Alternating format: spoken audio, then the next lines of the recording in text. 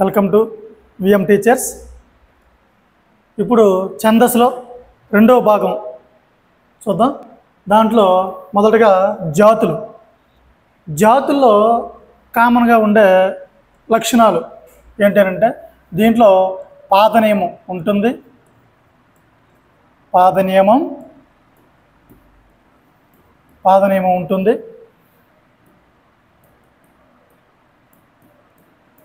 అలాగే 3 అక్షరాలను ఒక గణంగా విడగొట్టే నియమం. 3 అక్షరాలను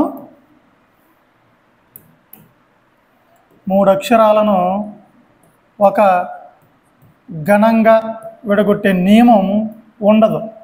3 అక్షరాలను ఒక గణంగా విడగొట్టే నియమం ఉండదు. ఇది చాలా ఇంపార్టెంట్. అంటే మనకు వృత్త పద్యాలలాగా దీంట్లో 3 అక్షరాలు మనం ఒక గణంగా విడగొట్టకూడదు. ఆ నియమం అనేది ఇక్కడ లేదు. నెక్స్ట్ అలాగే వరుసగా గణాలు రావాలి అనే నియమం ఉండదు. వరుసగా గణాలు రావాలి అనే నియమం కూడా ఉండదు. సో అలాగే నెక్స్ట్ ప్రాస నియమం అనేది ఉంటుంది. ప్రాస నియమం ఉంటుంది. అలాగే యతి అనేది చెల్లుతుంది. ఇవి ఖచ్చితంగా ఉండాల్సిన లక్షణాలు. పాద నియమం ఉంటుంది. అలాగే 3 అక్షరాలను ఒక గణంగా విడగొట్టి నియమం అనేది ఉండదు. అలాగే వరుసగా గణాలు రావాలి అంటే బరణబ బరవ అన్నట్టు వృత్తపద్యాల్లో అలా వరుసగా ఇక్కడ రావాల్సిన అవసరం లేదు. ఒకే గణమైనా సరే అనేక మార్లు రావచ్చు. అలా వరుసగా గణాలు రావాలి అనే నియమం కూడా లేదు. ప్రాస నియమం ఉంటుంది. ప్రాస యతి అనేది చెల్లుతుంది. ఈ రెండు చాలా ఇంపార్టెంట్. ఇవి గుర్తుంచుకోవాలి. ఇప్పుడు వృత్త జాతుల్లో మొదటి ఛందస్సు అయిన కంద పద్యం గురించి చూద్దాం. కందం ఇది చాలా కష్టతరమైన పద్యం. అందుకనే కందం రాసిన వాడే కవి, పందిని చంపిన వాడే బంటు అనే ఒక నానుడు కూడా ఉంటుంది. ఈ కంద పద్యంలో చాలా లక్షణాలు ఉంటాయి. అందువల్ల ఇది రాయడం చాలా కష్టం అని చెప్తూ ఉంటారు. ఈ కంద పద్యంని పూర్వం ప్రాకృత ఛందస్సు అయిన గాథతో పోలి ఉంటుంది. గాథ అనే ఛందస్సుతో ఇది పోలి ఉంటుంది అన్నమాట. గాథా సప్తసతి అనే ఒక గ్రంథాన్ని రాసినవాడు హాలుడు అని ఆయన గాథ సప్తసతి అంటే సప్తసతి అంటే 700 కథలు రాశాడు. గాథా సప్తసతి అంటే కంద పద్యాలతో. సో పూర్వం ప్రాకృత ఛందస్సు గాథ అనేది, దానిని పోలిన ప్రస్తుత ఛందస్సు ఏదనంటే కందం. దాన్ని పోలిన ప్రస్తుత ఛందస్సు ఏదనంటే కందం. ఇది చాలాసార్లు బిట్ రూపంలో వచ్చింది. నెక్స్ట్ అలాగే మనం కంద పద్యాలు లక్షణాలు కానీ చూసినట్లయితే ముందు ఎక్స్ప్లెయిన్ చేస్తాను, తర్వాత ఉదాహరణ రూపంలో చూద్దాం. కంద పద్యం చూడడానికి ఇలా ఉంటుంది. ఒక చిన్న లైను, ఒకటి పొడవాటి లైన్, మరి ఇంకొకటి చిన్నది, ఇంకొకటి పొడవాటి లైన్. ఇలా 4 పాదాలు ఉంటాయి. 1, 2 పాదాలని ఒక భాగంగా సూచిస్తారు. 3, 4 పాదాలని ఒక భాగంగా సూచిస్తారు. సో అంటే 2 పాదాలను కలిపి ఒక భాగంగా తీసుకుంటారు. 1, 2 పాదాలు ఒక భాగంగా, 3, 4 పాదాలు ఒక భాగంగా సూచిస్తారు. నెక్స్ట్ పాయింట్, 1, 3 పాదాలలో అంటే చిన్న వాటిల్లో 3 గణాలు ఉంటాయి. 1, 3 పాదాల్లో 3 గణాలు ఉంటాయి. 2, 4 పాదాల్లో 5 గణాలు ఉంటాయి. 2, 4 పాదాల్లో 5 గణాలు ఉంటాయి. ఇది ఎలా రాయొచ్చు పాయింట్? 1, 3 పాదాల్లో 3 గణాలు, 2, 4 పాదాల్లో 5 గణాలు ఉంటాయి. అప్పుడు ఒక్కో భాగంలో ఎన్ని గణాలు వచ్చినట్టు? ఇక్కడ 3 కదా. 1, 2, 3, 4, 5, 6, 7, 8. అంటే ఇక్కడ 3 గణాలు, ఇక్కడ 5 గణాలు. అంటే ఒక భాగంలో మొత్తం 8 గణాలు ఉంటాయి. ఒక భాగంలో 8 గణాలు ఉంటాయి. ఈ గణాలు ఏంటంటే నల, గగ, బ, జ, స అనే చతుర్మాత్ర గణాలు వస్తాయి. ఇది చాలా ఇంపార్టెంట్. అనే చతుర్మాత్ర గణాలు ఈ కందంలో వస్తాయి. చతుర్మాత్రా గణాలు. ఏంటి చతుర్మాత్రా గణాలు అంటే ప్రతి గణంలో 4 మాత్రలు ఉంటాయి. ఉదాహరణకి నెల 3 లఘువులు, నాకు 3, లాకు 1. ఇప్పుడు గగ గురువు, భగనం ఆది గురువు, జగనం మధ్య గురువు, సగనం అంత్య గురువు. ఇప్పుడు మనం చూసినట్లయితే లఘువుకి 1 మాత్ర, గురువుకి 2 మాత్రలు. ఇక్కడ 4 లఘువులు కాబట్టి 4 మాత్రలు, దీనికి 4, భగనానికి 4, జగనంలో 4, అలాగే సగనంలో 4. ఇలా ఒక ఛందస్సులో అన్ని 4 మాత్రల గణాలు ఉండే ఏకైక ఛందస్సు ఇదే కందం. అందువల్ల చతుర్మాత్రా గణాలు కలిగిన ఛందస్సు ఏది అని బిట్టడిగేదానికి ఆస్కారం ఉంటుంది. అలా ఉన్న ఏకైక ఛందస్సు కందం. అలా వీటిని చతుర్మాత్ర గణాలు అంటాం. అంటే వాటి ఒక్కొక్క గణంలో 4 మాత్రలు ఉంటాయి. సో ఈ 8లో ఇవి మాత్రం వస్తాయి. అవి వరుసగా రావాలని లేదు, ఎలా అయినా రావచ్చు. ఎందుకని మనకు వరుసగా గణాలు రావాలని నియమం అనేది లేదు కాబట్టి. సో ఇప్పుడు వెళ్దాం మనం మళ్ళీ. దీంట్లో ఫస్ట్ పాయింట్ 1, 2 భాగాలని ఒక భాగంగా, 3, 4 ఒక భాగంగా చూస్తాం. 1, 3లో 3 గణాలు, 2, 4లో 5 గణాలు వస్తాయి. ఆ గణాలు ఏంటంటే నల్ల, గగ, బజస అనే చతుర్మాత్ర గణాలు ఇక్కడ వస్తాయి. నెక్స్ట్ యతి విషయానికి వెళ్తే 2, 4 పాదాలలో యతి చెల్లుతుంది. 2, 4 పాదాలు మాత్రం, అన్ని పాదాల్లో యతి చెల్లదు, కేవలం 2, 4 పాదాల్లో మాత్రం యతి చెల్లుతుంది. అది కూడా ఎక్కడంటే ఇది మొదటి గణం కదా, మొదటి గణం మొదటి అక్షరానికి, అలాగే ఇది 4వ గణం, 4వ గణం మొదటి అక్షరానికి యతి చెల్లుతుంది. 2, 4 పాదాల్లో మొదటి గణం మొదటి అక్షరానికి, 4వ గణం మొదటి అక్షరానికి యతి చెల్లుతుంది. అలాగే ఈ 2, 4 పాదాల చివర ఖచ్చితంగా గురువు ఉండాలి. ఇది అటు గురువు వచ్చేలా ఖచ్చితంగా రాయాలి. గురువు ఉండాలి అంటే 2, 4 పాదాల చివర ఖచ్చితంగా ఏ గణాలు ఉండాలి? ఇక్కడ చూస్తే అర్థమవుతుంది మనకు. 1 గగగణమైనా ఉండాలి, లేదా సగగణమైనా ఉండాలి. ఇలా అడిగేదానికి బిట్ట ఆస్కారం ఉంటుంది. సో 2, 4 పాదాల చివర ఖచ్చితంగా ఏ గణం రావాలి? అయితే గగనం అన్న రావాలి, లేదా సగనం అన్న రావాలి. ఎందుకంటే మిగతా ఓట్లలో అన్ని లఘువులే ఉన్నాయి కాబట్టి. సో 2, 4 పాదాల చివర ఖచ్చితంగా గురువు అనేది ఉండాలి. నెక్స్ట్ దీంట్లో ఇంపార్టెంట్ బిట్ ఏంటంటే బేసి గణాలు. అంటే మొత్తం 8 గణాలు కదా అవి.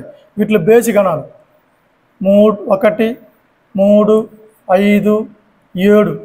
వీటిల్లో జగనం అనేది రాకూడదు. జగనం అనేది వీటిల్లో రాకూడదు. బేసి గణాల్లో జగనం రాకూడదు. కానీ 6వ గణం ఖచ్చితంగా జగనం కానీ నలగణం కానీ అయి ఉండాలి. చూడండి ఎన్ని లక్షణాలు ఉన్నాయో, ఎన్ని రూల్స్ ఉన్నాయో. బేసి గణాల్లో జగనం అనేది రాకూడదు. మళ్ళీ 6వ గణం ఖచ్చితంగా ఏమై ఉండాలి? జగనం కానీ నలగణం కానీ అయి ఉండాలి. అలాగే ప్రాస నియమం ఉంటుంది. ప్రాస నియమం అనేది కూడా చెల్లుతుంది. ఇవి కందపద్యం యొక్క లక్షణాలు. ఇప్పుడు మళ్ళీ ఒకసారి చూద్దాం. కందపద్యంలో 4 పాదాలు ఉంటాయి. 1, 2 పాదాలను ఒక భాగంగా, 3, 4 పాదాలను ఒక భాగంగా చూస్తారు. 1, 3 పాదాల్లో 3 గణాలు, 2, 4 పాదాల్లో 5 గణాలు అనేటివి ఉంటాయి. అవి ఏ గణాలు రానంటే నల్ల, గగ, బజస అనే చతుర్మాత్ర గణాలు వస్తాయి. 2, 4 పాదాల్లో యతి చెల్లుతుంది. మొదటి గణం మొదటి అక్షరానికి, 4వ గణం మొదటి అక్షరానికి. ఈ 2, 4 పాదాల చివర ఖచ్చితంగా గురువు ఉండాలి. గురువు ఉండాలంటే ఖచ్చితంగా ఇదే గణమై ఉండాలి. గగగణం కానీ సగగణం కానీ అయ్యి ఉండాలి. బేసి గణాల్లో జగనం రాకూడదు. 6వ గణం ఖచ్చితంగా జగనం కానీ నలగణం కానీ అయి ఉండాలి. సో ప్రాస నియమం అనేది ఉంటుంది. ఇప్పుడు మనం ఉదాహరణ రూపంలో చూద్దాం. ఆ ఉదాహరణ చూస్తే మనకి ఈజీగా అర్థమవుతుంది. ఒకసారి ఈ పద్యం చూడండి. కంద పద్యం పాడతాం ఒకసారి. ఉపకారికి అపకారము విపరీతము కాదు సేయ వివరింపంగా, అపకారికి ఉపకారము నెపమెన్నక సేయువాడు నేర్పరి సుమతి. మనం వీటిలో ఒకసారి లఘువులు గురువులు గుర్తిద్దాం. ముందుగా మీరు గుర్తించండి, తర్వాత చెక్ చేసుకోండి ఒకసారి. లఘువు లఘువు, గురువు లఘువు లఘువు, లఘువు లఘువు, గురువు లఘువు లఘువు. అంటే 2 పాదాలు ఒక భాగంగా చేస్తాం కాబట్టి 2 పాదాలు గుర్తించాలి. లఘువు లఘువు, గురువు లఘువు లఘువు, గురువు లఘువు గురువు లఘువు లఘువు లఘువు గురువు గురువు గురువు. ఇప్పుడు మనం ఇక్కడ గణాలు రాద్దాం. మనకి ఇక్కడ వచ్చే గణాలు ఏంది? నల గగ బ జ స. సో మనం జాతుల్లో ఉపజాతుల్లో గుర్తుపెట్టాలనుకున్నప్పుడు లఘువులు గురువులు ఖచ్చితంగా ఇవి రాసుకోవాలి. అప్పుడే మీరు ఈజీగా గుర్తించగలరు. మనకు వృత్త పద్యాల్లో లాగా గుర్తించాలంటే అది కష్టతరమైన పని.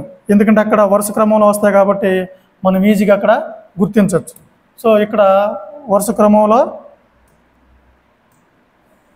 రావు, అందుకని మనం ఇక్కడ గుర్తించడం కష్టంగా ఉంటుంది.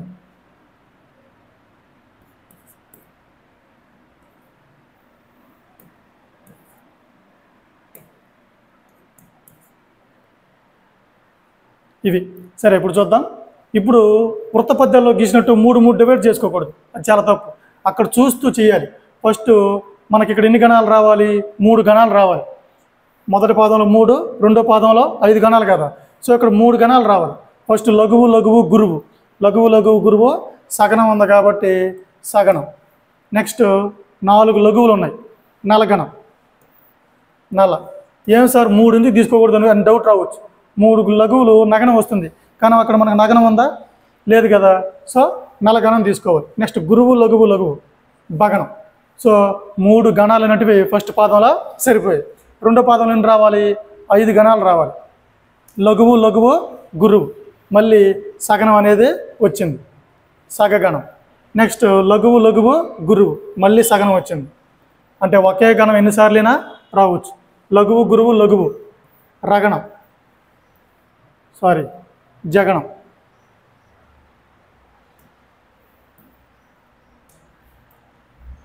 జగణం. నెక్స్ట్ లఘువు లఘువు గురువు సగణం, 2 గురువులు గగగణం, గగగణం. సో మనం ఇప్పుడు చూద్దాం. ఇప్పుడు మొత్తం 5 గణాలు జరిపాయి. సో మనకు వృత్త పద్యాలలాగా వరుసగా గణాలు రావాలని నియమం లేదు, అలాగే 3 అక్షరాల్లో ఘనంగా విడగొట్టే నియమం కూడా లేదు. ఇప్పుడు మన రూల్స్ ఏంటి? ఫస్ట్ వన్, దీంట్లో 3 గణాలు, దీంట్లో 5 గణాలు సరిపోయాయి.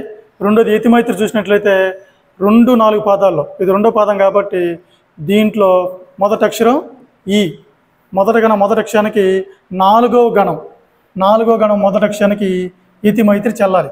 సో ఈ అచ్చులో చూస్తాం కాబట్టి యతి అనేది సరిపోయింది. ఈ రెండో పాదం చివర 2 4 పాదాల చివర ఏం రావాలని చెప్పాను? ఖచ్చితంగా గురువు రావాలి. 2 4 పాదాల చివర గురువు వచ్చిందా? చివర గురువు వచ్చింది. గురువు రావాలంటే ఖచ్చితంగా ఏ గణం రావాలని చెప్పాను? గగగణం కానీ సగనం కానీ రావాలి. సో గగగణం అనేది వచ్చింది. తర్వాత బేసి గణాల్లో జగనం రాకూడదు. బేసి గణాలు అంటే 1 బేసి గణం, మొత్తం ఈ 2 ఒక భాగం కాబట్టి మొత్తం 8 గణాలు. వాటిలో బేసి గణాలు 1 జగనం రాలేదు, 3 జగనం రాలేదు, 5 జగనం రాలేదు, అలాగే 7 జగనం రాలేదు. కానీ 6వ గణం ఖచ్చితంగా ఏం రావాలి? జగనం కానీ నలగణం రావాలి. సో 6వ దాంట్లో జగనం అనేది వచ్చింది. సో ఇంత కఠినతరంగా ఉంటుంది కంద పద్యాలు రాయడం అనేది. అలాగే నెక్స్ట్ ప్రాస నియమం చూసినట్లయితే అన్ని పాలే ఉన్నాయి. 2 అక్షరం ప్రాస అంటాం. సో ఇవన్నీ పాలే ఉన్నాయి. సో ప్రాస నియమం కూడా సరిపోయింది. ఇది కంద పద్యం. అందుకని కంద పద్యం రాయడం అనేది చాలా కష్టమైన పని. అందుకే కంద పద్యాలు ఎక్కువ మంది రాయరు. అలా కంద పద్యాలు రాయడంలో బాగా పేరు ప్రఖ్యాతలు పొందినవాడు ఒకటి తిక్కన గారు. అలాగే కంద పద్యాల్లో ఉన్న శతకం ఏదైనంటే సుమతి శతకం. సుమతి శతక పద్యాలన్నీ కూడా కంద పద్యాలు ఉంటాయి. రేపు మనకు పద్యం ఇచ్చి కింద సుమతి అని ఉందంటే మనం కళ్ళు మూసుకునేది కందమని చెప్పేయచ్చు. దాంట్లో ఉన్న ఛందస్సు కందమని. సో కంద పద్యాల్లో ఉన్న శతకం ఏదైనంటే సుమతి శతకం. రాసినవాడు బద్దెన. ఈయన ఒక రాజు. ఈయన కాకతీయులు సామంతరాజు. కాకతీయులకి ఈయన సామంతరాజు, అది గుర్తుంచుకోండి. సో సుమతి శతకం రాసిన వాడు బద్దెన. నెక్స్ట్ ద్విపదలోకి వెళ్దాం.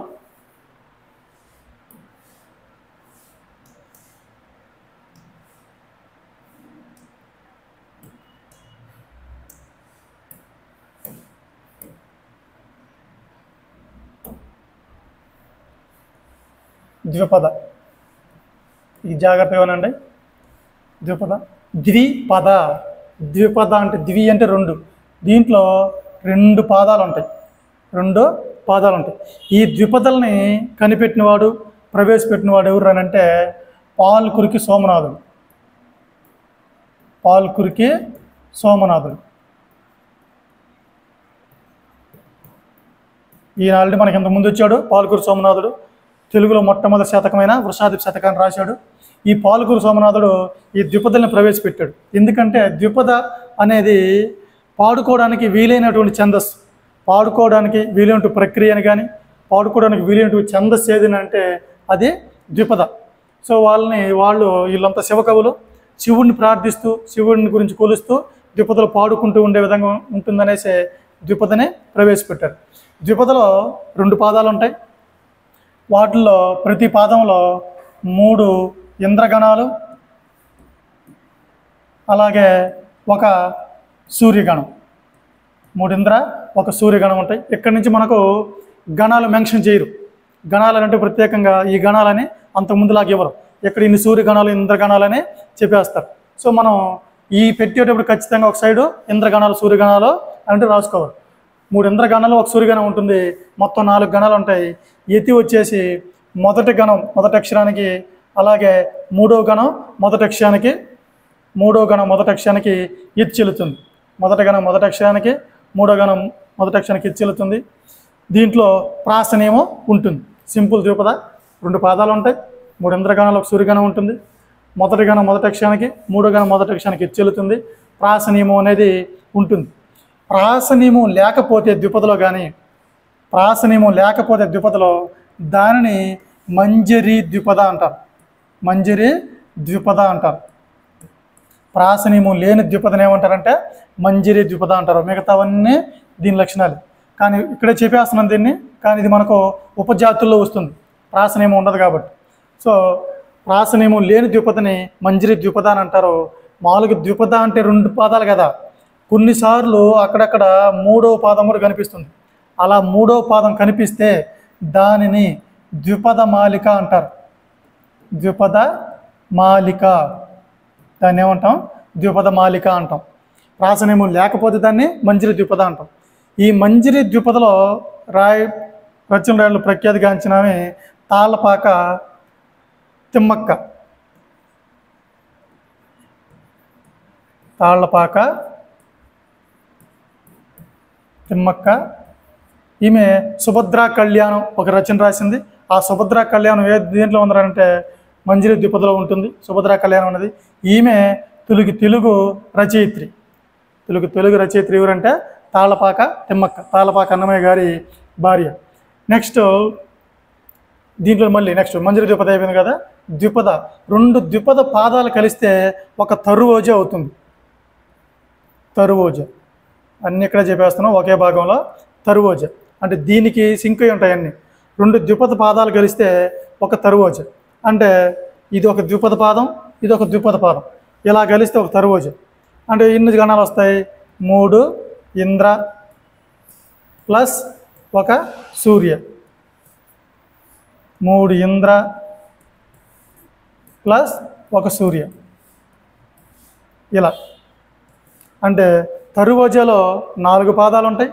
4 పాదాల్లో ప్రతి పాదంలో 3 ఇంద్రగణాలు, ఒక సూర్యగణం, 3 ఇంద్రగణాలు, ఒక సూర్యగణం, ఇలా ఉంటుంది. మనం ఈజీగా ఎలా గుర్తుపెట్టుకోవచ్చు అంటే మనం బిట్టుబడి ఎలా పడవచ్చు?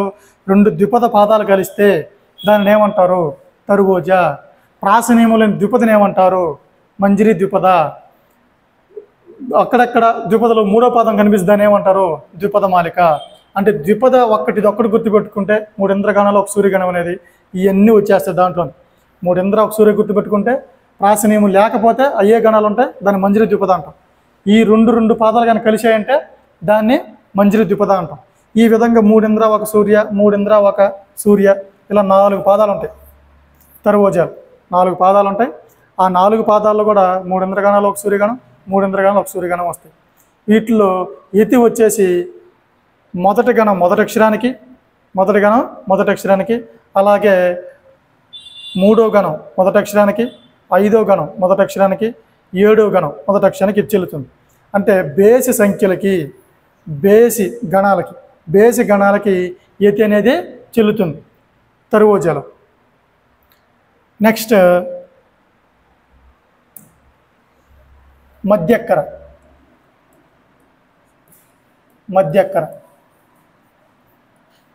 ఈ మధ్యక్కర రాయుడులు ప్రసిద్ధి చెందినవాడు నన్నయ్య, ఎర్రన, విశ్వనాథ సత్యనారాయణ. నన్నయ్య, ఎర్రన గారు మహాభారతం రాశారు. ఈ మధ్యక్కరలో 4 పాదాలు ఉంటాయి. 4 పాదాలు. ఈ 4 పాదాలను కూడా గణాలు ఈజీగా గుర్తుంచుకోవచ్చు. ఎలా గుర్తుంచుకోవచ్చు? ఇందాక మనం తరువోజ రాశాం కదా, 3 ఇంద్ర తరువోజాలు, 1 సూర్య ప్లస్ 3 ఇంద్ర 1 సూర్య. ఇవి తరువోజ గణాలు. తరువోజలో వచ్చే గణాలు ఇవి 4 పాదాల్లో ఉంటాయి. ఇది గుర్తుందనుకోండి, ఇవి గుర్తొచ్చేస్తాయి. ఎందుకంటే ఇంద్రగణాల్లో నుంచి 1 గణం తీసేస్తే చాలు. ఏమొస్తున్నారంటే 2 ఇంద్రగణాలు ప్లస్ 1 సూర్యగణం ప్లస్ 2 ఇంద్రగణాలు ప్లస్ 1 సూర్యగణం. ఇలా 4 పాదాల్లో వస్తాయి. అంటే ద్విపద ఒక్కడు గుర్తుపెట్టుకుంటే ఇవన్నీ వచ్చేస్తాయి మనకి ఈజీగా. సో 2 ఇంద్రగణాలు 1 సూర్యగణం, 2 ఇంద్రగణాలు 1 సూర్యగణం, ఇవి ప్రతి పాదంలో ఉంటాయి. అలాగే యతి విషయానికి వస్తే మొదటి గణం మొదటి అక్షరానికి, 5వ గణం మొదటి అక్షరానికి యతి చెల్లుతుంది. ప్రాస నియమం అనేది ఉంటుంది. మధ్యక్కర రాయడంలో ప్రసిద్ధి చెందినవారు నన్నయ్య, ఎర్రన మహాభారతం రాశారు. అలాగే విశ్వనాథ సత్యనారాయణ రామాయణ కల్పవృక్షంలో మధ్యక్కరలు వాడారు. అలాగే విశ్వనాథ మధ్యక్కరలో అనే ఒక రచన ఉంది, శతకం. అది దాంట్లో కూడా మధ్యక్కర పద్యాలు ఆయన వాడాడు. ఇప్పుడు ఓవరాల్గా చూసినట్లయితే మనం ఒకసారి ద్విపదను ఒకసారి రివిజన్ చేద్దాం.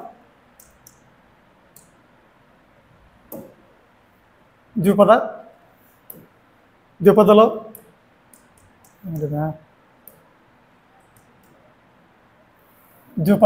ఈ ద్విపద ఒక్కటి గుర్తుపెట్టుకుంటే మనకు మిగతావన్నీ చేస్తాయి. ద్విపద 3 ఇంద్రగణాలు ప్లస్ 1 సూర్యగణం. ద్విపదలో వచ్చే గణాలు వచ్చేసి అదే మనకు మంజరి ద్విపద అనుకోండి, ప్రాసనేమో లేని ద్విపదను మంజరి ద్విపద అంటాం. తరువోజ విషయానికి వస్తే తరువోజ విషయానికి 3 ఇంద్ర 1 సూర్య, 3 ఇంద్ర 1 సూర్య. ఇది తరువోజ. అదే మధ్యక్కర విషయానికి వస్తే దీనిలో 1 తగ్గించడమే. 2 ఇంద్ర 1 సూర్య, 2 ఇంద్రగణాలు 1 సూర్యగణం. సో ఒక్క ద్విపద గుర్తుపెట్టుకుంటే మిగతావన్నీ ఈజీగా మనకు వచ్చేస్తాయి. ఎందుకంటే నేను అనేక సార్లు వీటిల్లో బిట్లు పడ్డాయి, కన్ఫ్యూజ్ అవ్వద్దు. ఈ ద్విపద వచ్చేసి పద్యపాదం చూద్దాం. ఒకటి ద్విపద నిరుపమ విజ్ఞాన నిధి వశిష్ఠుండు అంటే 2 పాదాలు కాబట్టి 1 పాదం రాశాం. దీనికి లఘువులు గురులు గుర్తిద్దాం. లఘువు లఘువు లఘువు లఘువు, గురువు గురువు లఘువు, లఘువు లఘువు లఘువు, గురువు గురువు లఘువు. మనకు ఏం రావాలి? ఫస్ట్ 3 ఇంద్రగణాలు రావాలి, తర్వాత 1 సూర్యగణం. అంటే 3 ఇంద్రగణాలు రావాలి. ఫస్ట్ నల ఒకటి వచ్చింది, ఇంక 2 రావాలి. గురువు గురువు లఘువు. చూడండి, గురువు గురువు లఘువు ఉందా? తగనం ఉంది, తగనం. నెక్స్ట్ ఇంకొకటి రావాలి, లఘువు లఘువు గురువు, లఘువు లఘువు గురువు, నగగణం. నెక్స్ట్ లాస్ట్ 1 సూర్యగణం రావాలి, హగనం. సరిపోయి 3 ఇంద్రగణాలు 1 సూర్యగణం. మనకు యతి విషయానికి వస్తే మొదటి గణం మొదటి అక్షరం, 3వ గణం మొదటి అక్షరం ఈ సరిపోయింది. నెక్స్ట్ నిరుపమ విజ్ఞాన నిధి వశిష్ఠుండు పురుహుత తోడ, ఇక్కడ రూ అనేది వస్తుంది. సో ప్రాస నియమం కూడా సరిపోయింది. ఇది ద్విపద. ఇది ద్విపద. ఈ ద్విపద తెలుసుకుంటే మనకు మంజరి ద్విపద తెలుస్తుంది, తరువోజ తెలుస్తుంది, మధ్యక్కర కూడా తెలిసిపోతుంది. ఇవి జాతి పద్యాలు. నెక్స్ట్ ఉపజాతుల గురించి చూద్దాం. ఉపజాతుల్లో కామన్గా ఉండే లక్షణాలు, వీటిలో కూడా పాద నియమం అనేది ఉంటుంది. 3 అక్షరాలు ఘనంగా విడగొట్టాలనే నియమం లేదు. 3 అక్షరాలని ఒక ఘనంగా విడగొట్టాలి అనే నియమం ఉపజాతులు. పాద నియమం ఉంటుంది. 3 అక్షరాలను ఘనంగా విడగొట్టాలని నియమం లేదు. వరుసగా గణాలు రావాలని నియమం కూడా లేదు జాతుల్లాగే.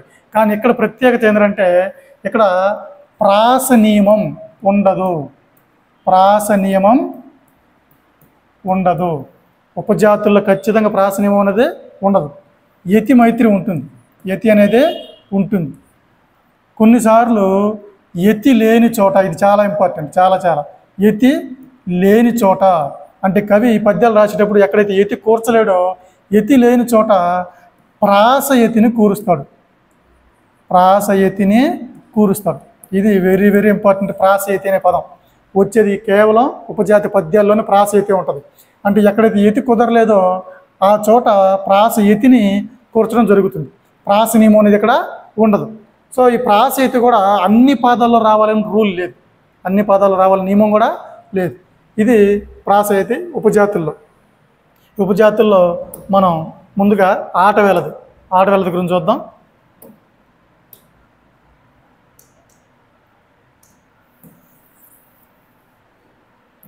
ఆట వేలది సైడ్ హీటింగ్ పెట్టుకోండి.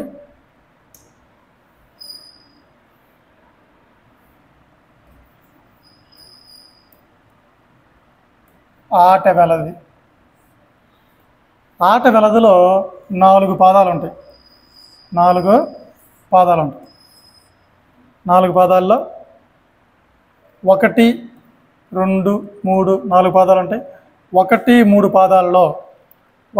పాదాల్లో 3 సూర్యగణాలు ప్లస్ 2 ఇంద్రగణాలు వస్తాయి. అలాగే 2, 4 పాదాల్లో 5 సూర్యగణాలు వస్తాయి. 5 సూర్యగణాలు వస్తాయి. ఇది ఒక చిన్న శ్లోకం ద్వారా కూడా మనం గుర్తుపెట్టుకోవచ్చు. ఇనగణ త్రయంబు ఇంద్రద్వయంబు అర్క పంచకంబు ఆట వెలది. అది రాసుకోండి. ఇనగణ త్రయంబు ఇంద్రద్వయంబు అర్క పంచకంబు ఆట వెలది. ఇనగణుడు, ఇనుడు అంటే సూర్యుడు, త్రయంబు అంటే 3, ఇనగణ త్రయంబు 3 సూర్యగణాలు. ఇంద్రద్వయంబు, ద్వయం అంటే 2, అంటే 1, 3 పాదాలలో ఇనగణ త్రయంబు ఇంద్రద్వయంబు. అర్కుడు అంటే సూర్యుడు, అర్క పంచకంబు, పంచ అంటే 5 సూర్యగణాలు. సో ఈ శ్లోకం గుర్తున్నా సరే మనకు ఈ గణాలు అనేవి ఆట వెలదలు వచ్చేస్తాయి. ఇనగణ త్రయంబు ఇంద్రద్వయంబు అర్క పంచకంబు ఆట వెలది. అలా 1, 3 పాదాల్లో 3 సూర్యగణాలు 2 ఇంద్రగణాలు వస్తాయి. 2, 4 పాదాల్లో 5 సూర్యగణాలు అనేటివి వస్తాయి. అంటే మొత్తం దీంట్లో 5 మొత్తం 5 గణాలు ఉన్నాయి. ప్రతి పాదంలో ఇప్పుడు యతి ఎలా చెల్లుతుందంటే మొదటి గణం మొదటి అక్షరానికి ఎత్తి చెల్లుతుంది. అలాగే 4వ గణం మొదటి అక్షరానికి ఎత్తిని చెల్లుతుంది. ఆట వెలది పద్యాల్లో కలిగిన శతకం వేమన శతకం. వేమన శతకంలో పద్యాలన్నీ కూడా ఈ ఆట వెలది ఛందస్సులోనే ఉంటాయి. ఒకసారి గుర్తిద్దాం. ఈ ఛందస్సు ఉదాహరణ చూసినట్లయితే మీకు ఇంకా ఈజీగా అర్థమవుతుంది. చూడండి, ఆట వెలది పద్యం. ఇది కూడా వేమన శతకంలో తీసుకున్నాను. ఒకసారి నేను పాడుతాను, వినండి. అనువుగాని చోట అది కులమనరాదు, కొంచెమైన అదియు కొదువ కాదు. కొండ అద్దమందు కొంచెమై ఉండదా, విశ్వదాభిరామ వినురవేమ. ఇది వేమన శతకంలోని పద్యం. అనువుగాని చోట అధికులమై అనరాదు, కొంచెమైన అది కొదువ కాదు, కొండ అద్దమందు కొంచెంగా కనిపిస్తుంది కదా అని. సరే, మనం భావాలు టెక్స్ట్ బుక్లు చెప్పుకుందాం. ఇప్పుడు లఘువులు గురువులు గుర్తిద్దాం. ఈలోపు మీరు గుర్తించండి. తర్వాత దీంట్లో చెక్ చేద్దాం. లఘువు లఘువు లఘువు గురువు లఘువు గురువు లఘువు లఘువు లఘువు లఘువు లఘువు లఘువు లఘువు గురువు లఘువు. ఇక్కడ 2 పాదాలు గుర్తించాల్సి వస్తుంది మనం, ఎందుకంటే దీంట్లో గణాలు వేరే, దీంట్లో గణాలు వేరే. గురువు లఘువు లఘువు లఘువు లఘువు లఘువు లఘువు లఘువు లఘువు లఘువు లఘువు గురువు లఘువు. సో ఇలా గుర్తించాం. ఇప్పుడు 3 అక్షరాలను ఘనంగా విడగొట్టకూడదు, ఎందుకంటే ఆ నియమం లేదు కాబట్టి. మనం ఇలా ఇంద్రగణాలని సూర్యగణాలని పక్కన రాసుకొని అప్పుడు దాన్ని చూస్తూ మరీ చెక్ చేసుకోవాలి. ఫస్ట్ ఏంది మనకి ఇక్కడ 3 సూర్యగణాలు రావాలి, తర్వాత 2 ఇంద్రగణాలు రావాలి. ఫస్ట్ పాదంలో 3 సూర్యగణాలు, తర్వాత 2 ఇంద్రగణాలు. సో ఫస్ట్ 3 సూర్యగణాలు ఏమున్నాయి? నగనం లేదా హగనం రావాలి. 3 లఘువులు, నగనం, గురువు లఘువు, హగనం, గురువు లఘువు, హగనం. 3 సూర్యగణాలు అయిపోయాయి. ఇప్పుడు 2 ఇంద్రగణాలు రావాలి. 4 లఘువులు ఉన్నాయి, నలగనం సరిపోతుంది. నెక్స్ట్ అలాగే లఘువు లఘువు గురువు లఘువు, సలగనం సరిపోతుంది. సో 3 సూర్యగణాలు, 2 ఇంద్రగణాలు సరిపోయాయి. 2 4 పాదాలలో ఏం రావాలి? 5 సూర్యగణాలు రావాలి. గురువు లఘువు, హగనం, గురువు లఘువు లఘువు భగనం కాసారని చెప్పి భగనం రాసేయకూడదు, ఎందుకంటే మనకు అన్ని 5 సూర్యగణాలు రావాలి కాబట్టి. నెక్స్ట్ 3 లఘువులు, నగనం, 3 లఘువులు, నగనం, 3 లఘువులు, నగనం, ఇది హగనం. 5 సూర్యగణాలు సరిపోయాయి. ఇప్పుడు యతి 1 4 పాదాల మొదటి అక్షరాలకి చెల్లుతుంది. ఇక్కడ ఆ ఉంది, ఇక్కడ ఆ ఉంది. ఇన్ కేస్ ఇక్కడ యతి మనకు కుదరకపోతే ప్రాసయతిని కూర్చేవాళ్ళు. ఆ ప్రాసయతి అనేది నెక్స్ట్ పద్యంలో చూద్దాం. నెక్స్ట్ ప్రాసనేమో లేదు, ఇక్కడ మనం గమనించినట్లయితే ఇక్కడ ప్రాసయతి అనేది లేదు, ఎందుకంటే వీటిలో ప్రాసయతి అనేది అస్సలు ఉండదు. ఇది ఆట వెలది పద్యం. ఈ ఆట వెలది పద్యాలు, ఆట వెలది తేటగీత పద్యాలు గుర్తించాలంటే కంపల్సరీగా మీకు ఇంద్రగణాలు సూర్యగణాల పక్కన రాసుకోవాల్సి ఉంటుంది. ఏందో బోర్డు ఈరోజు మొరాయిస్తుంది.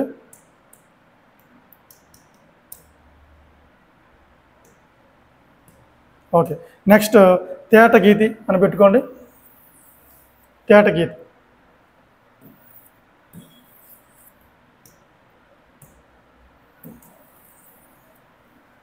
తర్వాత తేటగీతిని హెడ్డింగ్ పెట్టుకోండి.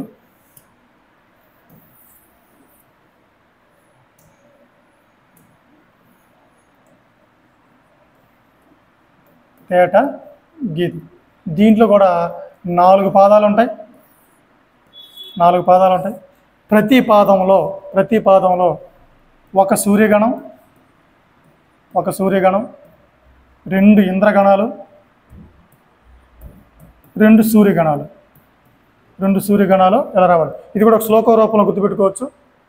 సూర్యుడు ఒక్కడుండు సురరాజులిద్దరు దినకర ద్వయంబు తేటగీతి. సూర్యుడు ఒక్కడుండు అంటే ఒక సూర్యగణం. సురరాజులు, సురలు అంటే దేవతలు, దేవతల రాజు ఇంద్రుడు. సురరాజులు 2 అంటే ఇంద్రగణాలు 2. దినకర ద్వయంబు, దినకరుడు అంటే సూర్యుడు, దినకర ద్వయం అంటే 2 సూర్యగణాలు.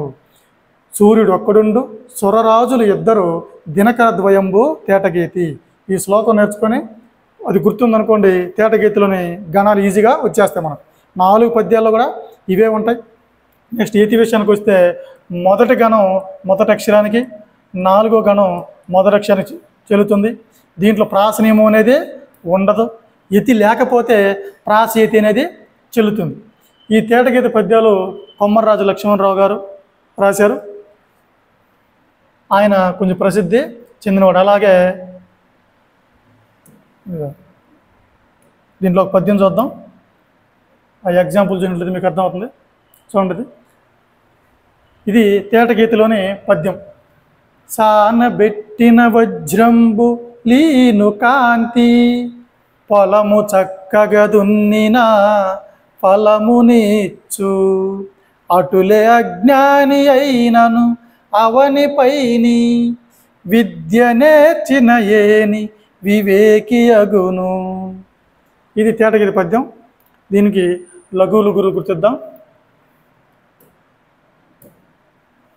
గురువు లఘువు, గురువు లఘువు, లఘువు గురువు, గురువు లఘువు, గురువు లఘువు, గురువు లఘువు. అంటే ఒకటి గుర్తుపెడితే చాలు, ఎందుకంటే అన్ని పాదాల్లో అవే ఉంటాయి కాబట్టి. ఇక్కడ మళ్ళీ 3 మనము డివైడ్ చేయకూడదు. ఫస్ట్ మనకు ఒక సూర్యగణం రావాలి. ఒక సూర్యగణం గురువు లఘువు ఉంది, హగణం. నెక్స్ట్ తర్వాత 2 ఇంద్రగణాలు రావాలి. గురువు లఘువు లఘువు భగణం ఉంది కాబట్టి భగణం. నెక్స్ట్ గురువు లఘువు తగణం. సో 2 ఇంద్రగణాలు కూడా వచ్చేసాయి. తర్వాత 2 సూర్యగణాలు రావాలి కాబట్టి హగణం, సూర్యగణం 1, 2 ఇంద్రగణాలు, 2 సూర్యగణాలు సరిపోయి. ఇప్పుడు యతి 1 4 పాదాలలో చల్లాలి. ఇక్కడ ఆ ఉంది, ఇక్కడ ఈ ఉంది. సో యతి మైత్రి అనేది చల్లలేదు. సో యతి లేని చోట ప్రాస యతి, రెండో అక్షరాన్ని మనం ప్రాస అంటాం. ఎప్పుడైతే యతి కుదరదో, అలాగే ఇక్కడ యతి కుదరాల్సిన పక్కన ఇది ఉంది కదా నా, ఈ ప్రాస రెండో అక్షరం, ఇక్కడ రెండో అక్షరాన్ని, యతి కుదిరే చోట రెండో అక్షరాన్ని, దీన్ని ప్రాస యతి అని అంటాం. ఎక్కడైతే యతి కుదరదో ప్రాస యతిని కూరుస్తారు. యతిని అడ్డంగా చూస్తాం కదా, అలా ఇక్కడ ఏదైతే హల్లు వచ్చిందో ఇక్కడ కూడా అదే హల్లు వస్తుంది. సో యతి ఎప్పుడైతే కుదరదో ఆ కుదరని చోట ప్రాస యతిని కుదురుస్తారు. ఇది అన్ని పాదాలకు రావాలనే రూల్ లేదు. ఈ ప్రాస యతి అనేది చాలా ఇంపార్టెంట్, కేవలం ఉపజాతి పద్యాల్లోనే ఉంటుంది. ఎక్కడైతే యతి అనేది కుదరదో అప్పుడు ఆ రెండో అక్షరం ప్రాసతో యతిని కూరుస్తారు. దీన్నే ప్రాస యతి అని అంటాం. నెక్స్ట్ దీంట్లో ప్రాస నియమం అనేది ఉండదు. మనం ప్రాస నియమం అనేది ఉపజాతి పద్యాల్లో కంప్లీట్గా ఉండదు. ఇది తేటగీతి పద్యాలు. నెక్స్ట్ వన్, లాస్ట్ వన్, శేషం. శేష పద్యాల విషయానికి వస్తే ఓకే, క్లియర్ అయింది. నెక్స్ట్ సైడ్ హెడ్డింగ్ శేషం అని పెట్టుకోండి. శేషం దీంట్లో ఇది చూడడానికి ఎలా ఉంటుందనంటే ఇలా ఉంటుంది. అంటే ఒక పాదాన్ని 2 సమభాగాలు చేస్తారు. ఒక పాదాన్ని 2 సమభాగాలు ఇలాగ, ఇదొక పాదం, ఇదొక పాదం, ఇదొక పాదం, ఇదొక పాదం. మళ్ళీ కింద ఆట వెళ్ళదు కానీ తేటగీత ఉంటాయి, ఇదొక పాదం, ఇదొక భాగం. సో శేష పద్యం అనేది 2 పాదాలని ఒక పాదాన్ని 2 సమభాగాలు చేస్తారు. 2 పాదాలని ఒక భాగంగా చేసేది కందం, ఒక పాదాన్ని 2 భాగాలు చేసేది శేషం. ఇది గుర్తుపెట్టుకోండి. సో ఇది ఒకే పాదం, ఇది మనకి మీరు శేష పద్యం టెక్స్ట్ బుక్లు చూసినట్లయితే ఇదే విధంగా ఉంటుంది. 8 లైన్లు కనిపిస్తాయి, 2 లైన్లు ఒక పాదం అని. వీటిల్లో 6 ఇంద్రగణాలు వస్తాయి, ప్లస్ 2 సూర్యగణాలు వస్తాయి. 6 ఇంద్ర, 2 సూర్య. అంటే శేషంలో 4 పాదాలు ఉంటాయి. 4 పాదాల్లో 6 ఇంద్రగణాలు, 2 సూర్యగణాలు వస్తాయి. దీన్ని 2 సమభాగాలు చేస్తారు కాబట్టి ఫస్ట్ దాంట్లో 4 గణాలు వస్తే రెండో దాంట్లో 4 గణాలు వస్తాయి. అంటే ఫస్ట్ పాదం మొత్తం 6 ఇంద్రగణాలు కాబట్టి 4 ఇంద్రగణాలే ఉంటాయి.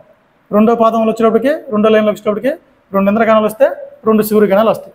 ఇలా మొత్తం 8 గణాలు, పెద్ద పాదం కాబట్టి ఇది 2 సమభాగాలు చేశారు. ఇలా 4 పాదాలు ఉంటాయి, 6 ఇంద్రగణాలు, 2 సూర్యగణాలు ఉంటాయి. అలాగే యతి విషయానికి వస్తే 1, 3, 5, 7 గణాల మొదటి అక్షరాలకు యతి చెల్లుతుంది. బేసిక్ గణాల మొదటి అక్షరాలకి యతి చెల్లుతుంది. అంటే ఫస్ట్ పాదంలో 1, 3 గణాల మొదటి అక్షరాలు, దీంట్లో 1, 5, 7 గణాల మొదటి అక్షరాలకి యతి అనేది చెల్లుతుంది. ఇది శేషం. ఈ శేషం ఇలా రాసినంత మాత్రాన అది పూర్తవదు. ఖచ్చితంగా చివర ఆట వెలది కానీ తేటగీతి కానీ పద్యాలు ఉండాలి. ఈ శేష పద్యం 4 పాదాలు రాస్తే అది సంపూర్ణ శేషం అవ్వదు. చివర ఖచ్చితంగా ఇక్కడ తేటగీతి కానీ ఆట వెలది కానీ పద్యం ఉండాలి. అలా ఉంటే దాన్ని సంపూర్ణ శేషం అంటారు. ఇలా శేష పద్యం కింద ఆట వెలది తేటగీతి రావడాన్నే, ఈ ఆట వెలది తేటగీతి పద్యాలని మనం ఎత్తు గీత అంటారు. ఎత్తు గీత అంటారు. ఇది కూడా చాలా చాలా ఇంపార్టెంట్. శేష పద్యం కింద ఉన్న ఆట వెలది తేటగీతి పద్యాన్ని మనం ఎత్తు గీత అంటాం. సో ఒకసారి బిట్ ఎలా పడిందంటే ఎత్తు గీత పైన కలిగిన ఇంద్రగణాలు ఎన్ని అన్నాడు.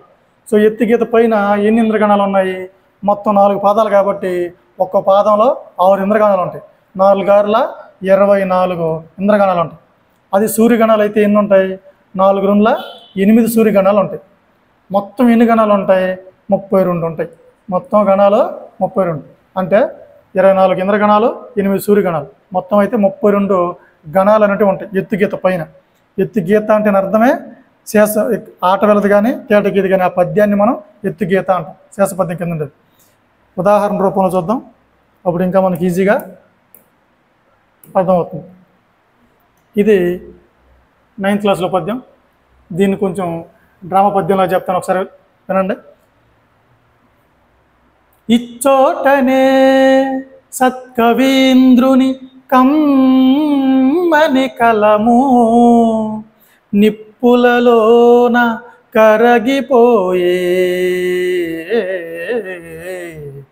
ఇచ్చోటనే భూములేలు రాజన్యుని అధికార ముద్రికల్లంతరించే, ఇచ్చోటనే లేత ఇల్లాలి నల్ల పూసల సౌరు గంగలో కలసిపోయే ఇచ్చోటనే ఎట్టి పేరెన్నికల్ కనుగొన్న చిత్రలేఖకుని కుంచియ నశించే ఇది పిశాచులతో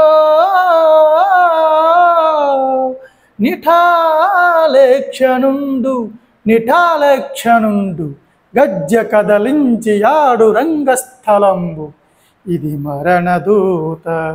మరణదూత తీక్షణమో దృష్టలయ అవని పాలించు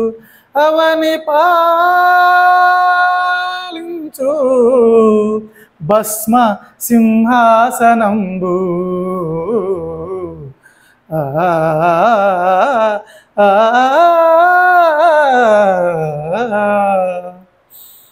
చిన్నప్పుడు నేర్చుకున్న డ్రామా పద్యం అది. ఇది శేష పద్యం. ఇక్కడ సరిపోలేదని ఇక్కడ రాశాను. అంటే సంపూర్ణ శేషం అవ్వాలంటే శేష పద్యం కింద ఇలా తేటగీతి కానీ ఆట వెలది అనే పద్యం రావాలి. మనం వీటిలో లఘువులు గుర్తిద్దాం, ఈజీగా అర్థమవుతుంది. ముందుగా గురువు గురువు లఘువు గురువు గురువు లఘువు గురువు లఘువు లఘువు గురువు లఘువు లఘువు లఘువు లఘువు లఘువు లఘువు సారీ గురువు లఘువు లఘువు గురువు లఘువు లఘువు లఘువు లఘువు గురువు లఘువు. మనకు ఫస్ట్ 6 ఇంద్రగణాలు రావాలి. అలాగే తర్వాత 2 సూర్యగణాలు రావాలి. 6 ఇంద్రగణాల్లో మొదటి భాగంలో ఖచ్చితంగా 4 వస్తాయి కాబట్టి ఫస్ట్ గురువు గురువు లఘువు గురువు గురువు లఘువు తగణం ఉంది, తగగణం. నెక్స్ట్ మళ్ళీ గురువు గురువు లఘువు తగణం, గురువు గురువు లఘువు లఘువు బగణం బగణం. మొత్తం 4 ఇంద్రగణాలు జరిపాయి. ఇంకా 2 ఇంద్రగణాలు రావాలి. లఘువు లఘువు లఘువు గురువు నగగణం వస్తుంది, నగ గణం. అలాగే లఘువు లఘువు గురువు లఘువు లఘువు లఘువు గురువు లఘువు సలగణం వస్తుంది. తర్వాత 2 ఇంద్రగణాలు జరిపాయి. ఇప్పుడు 2 సూర్యగణాలు రావాలి, నగణం హగణం. ఇలాగ అంటే మొత్తం 6 ఇంద్రగణాలు 2 సూర్యగణాలు వచ్చి 1 3 ఇక్కడ యతి ఈ 3వ గణం మొదటి అక్షరం ఈ యతి అనేది సరిపోయింది. ఈ వీలో ఈ ఉంది కాబట్టి ఇది సరిపోయింది. ఇక్కడ విషయానికి వస్తే మొదటిది ఆ ఉంది, ఇక్కడ ఆ ఉంది. సో ఇక్కడ కూడా యతిని సరిపోయింది. ఇన్ కేసు అక్కడ యతి లేకపోతే ప్రాస యతిని కూర్చేవాళ్ళు, యతి లేని చోట ప్రాస యతిని కూర్చేవాళ్ళు. ఇది శేషపద్యం. శేషపద్యం కింద ఖచ్చితంగా ఆట వెలది కానీ కేటగీతి కానీ పద్యం రావాలి. ఇలా రావడాన్ని మనం ఎత్తు గీత అంటాం. ఏమంటాం? ఎత్తు గీత అంటాం. ఈ శేష పద్యాలు రాయడంలో ప్రసిద్ధుడు శ్రీనాథ మహాకవి, కవి సార్వభౌముడు. ఈ శేష పద్యాలు రాయడంలో ఆయన ప్రసిద్ధుడు. ఆంధ్ర నాయక శతకం కాసుల పురుషోత్తంకి రాశాడు. ఆయన రాసిన శతకంలో ఈ శేష పద్యాలు ఉంటాయి మొత్తం. కాసుల పురుషోత్తమ కవి. ఇది ద్విపాద మొగుడు శతకం. తెలుగులో తొలి ద్విపాద మొగుడు శతకం ఆంధ్ర నాయక శతకం. రాసినవాడు కాసుల పురుషోత్తమ కవి. ఇవి ఉపజాతి పద్యాలైన ఆటవెలది తేటగీతి శేషం. ఇంకా లాస్ట్ వన్ నూతన ఛందస్సు అయిన ముత్యాల సరాల గురించి చూద్దాం. అది చూస్తే ఛందస్సు అనే పాఠ్యాంశం పూర్తవుతుంది మనకు. నూతన ఛందస్సు ముత్యాల సరాలు.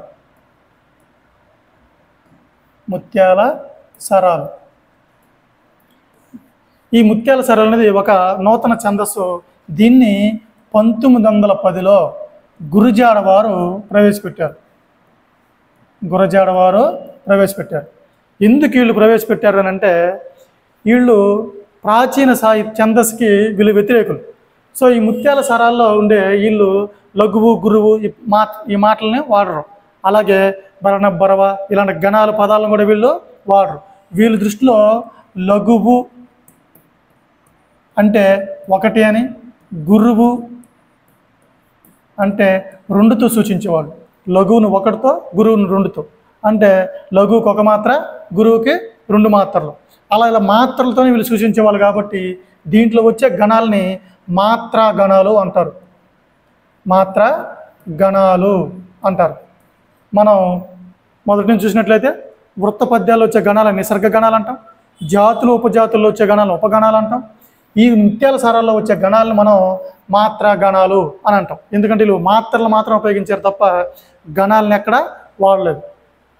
నెక్స్ట్ ఈ ముత్యాల సారాల విషయానికి వస్తే ఈ ముత్యాల సారాలు అనేది ఒక నూతన ఛందస్సు.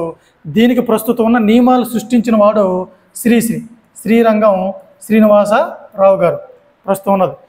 అలాగే ముత్యాల సారాల మీద పరిశోధన చేసింది ఎవరు అంటే చేకూరి రామారావు.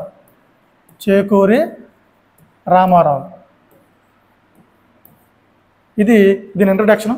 ముత్యాల సారాలని 1910లో గురజాడరావు ప్రవేశపెట్టారు. దాని ప్రస్తుతం నియమాలు సృష్టించింది శ్రీశ్రీ. దాని మీద పరిశోధన చేసింది చేకూరి రామారావు. ముత్యాల సారాల్లో వీళ్ళు వాడే గణాలను ఏమంటామంటే మాత్రా గణాలు అంటాం. వీళ్ళ దృష్టిలో లఘువు అంటే 1 అని, గురువు అంటే 2 అని. వీళ్ళు ప్రాచీన సాహిత్యానికి, ప్రాచీన ఛందస్సుకి వీళ్ళు వ్యతిరేకులు కాబట్టి వీళ్ళు ఒక నూతన ఛందస్సును సృష్టించుకొని గేయాలు, కవితలు రాయడం మొదలుపెట్టారు. నెక్స్ట్ ఈ ముత్యాల సారాల్లో కూడా 4 పాదాలు ఉంటాయి. వీటి లక్షణాలకు వెళ్తే 4 పాదాలు ఉంటాయి. ప్రతి 3 పాదాల్లో 3+4 3+4 అనే విధంగా మొత్తం 14 మాత్రలు రావాలి. అలాగే దీంట్లో చివరి పాదంలో మాత్రం 7 నుంచి 14 లోపు ఎన్ని మాత్రలైనా రావచ్చు. ఈ మూడిట్లో మాత్రం ఖచ్చితంగా 14 మాత్రలు రావాలి. అది కూడా ఫస్ట్ పదంలో 3 మాత్రలు ఉండాలి, రెండో పదంలో 3, నాలుగో పదంలో 3, ఐదో పదంలో 4. ఇలా 3+4 అనే విధంగా 14 మాత్రలు రావాలి. చివరి దాంట్లో మాత్రం 7 నుంచి 14 మాత్రల్లో ఎన్ని మాత్రలైనా రావచ్చు. ఇలా 4 పాదాలతో ముత్యాల సారాలోని ఛందస్సు కూడి ఉంటుంది. వీళ్ళు ఈ మాత్రలు మనం ఇంతకుముందు భగణం, జగణం, సగణం ఇలా గణాల పేర్లు పెట్టుకున్నాం. గణాల పేర్లు ఉండేటివి. వీళ్ళు ఆ గణాల పేర్లు తీసేసి మాత్రలకి పేర్లు పెట్టుకున్నారు. అవి ఎలా ఉంటాయంటే 3 మాత్రలు కలిగిన దానిని త్రిశము అనేవాళ్ళు. అలాగే 4 మాత్రలు ఉంటే చతురస్రము. ఇవి కూడా ఇంపార్టెంట్. 5 మాత్రలు ఉంటే ఖండము అన్నారు దాన్ని. 5 మాత్రల కాలంలో పలికే పదాలు ఏతుంటాయి, గణాలు ఏతుంటాయో ఆ గణాలని వీళ్ళు ఖండము అని పలికేవారు. అలాగే 7 మాత్రలు ఉంటే మిశ్రమము అని. అలాగే 9 మాత్రలు ఉంటే దీన్ని సంకీర్ణము అన్నారు. అని అంటే వీళ్ళు గణాలని భగణం, జగణం అలా వీళ్ళ దృష్టిలో గణం అంటే త్రిశము, చతురస్రము, ఖండము, మిశ్రమము, సంకీర్ణము. ఇలా 3 మాత్రలు ఉంటే త్రిశము అని, 4 మాత్రల గణాన్ని చతురస్రము అని, 5 మాత్రల గణాన్ని ఖండము అని, 7 మాత్రల గణాన్ని మిశ్రమము అని, 9 మాత్రల గణాన్ని సంకీర్ణము అని. అంటే ఒక గణంలో ఎన్ని అక్షరాలైనా ఉండొచ్చు దానికి, కానీ మాత్రలు మాత్రమే వీళ్ళ ప్రధాన ఉద్దేశం. ఇది నూతన ఛందస్సైన ముత్యాల సరాలు. ఈయన గురజాడ వారు ముత్యాల సరాలు రాసినట్టు మాకందాలు అనే ఒక నూతన